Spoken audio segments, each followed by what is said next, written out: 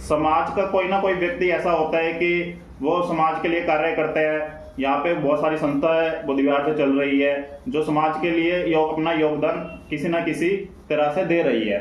उसी प्रकार मेरी हमेशा सोच रही है कि मैं जहाँ तक मुझे मौका मिलता है तो तन मन धन से मैं अपना जो मेरा योगदान रहता है तो मैं समाज के लिए देने की कोशिश हमेशा रहता हूँ और तत्पर रहता हूँ समाज के ओर।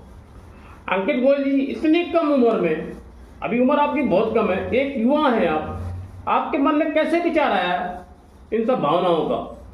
देखिए, जीवन में कभी कभी समय युवा पीढ़ी, देखिए कभी समय एक होता है ना कि युवा को आगे बढ़ना चाहिए।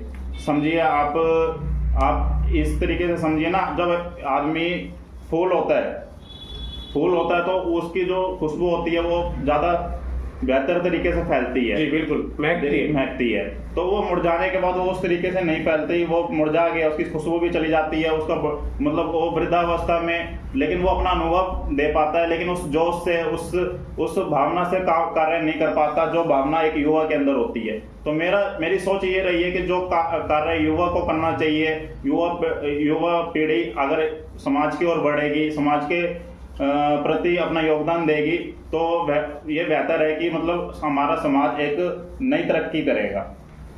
अंकित गोयल जी, मेरा आपसे एक सवाल है। जिस तरीके से बुद्ध विहार के अंदर हमने देखा, आपकी बहुत चर्चा है, आप एक यंग है, अभी आपकी उम्र बहुत कम है अगर मैं कहूँ तो। इस उम्र में, इतने कम उम्र में आपने इतने सारे संस्थाओं से कैसे जुड़े हुए? आप कैसे काम कर रहे हैं? अकेले बहुत बड़ा मुश्किल काम है, अकेले काम चलाना कैसे कर रहे हैं आप? देखिए, मुश्किल जब लगता है हमें, जब आप ये सोचते हैं कि ये मेरे लिए कार्य मुश्किल है, मैं नहीं कर सकता, या मेरे पास समय नहीं है।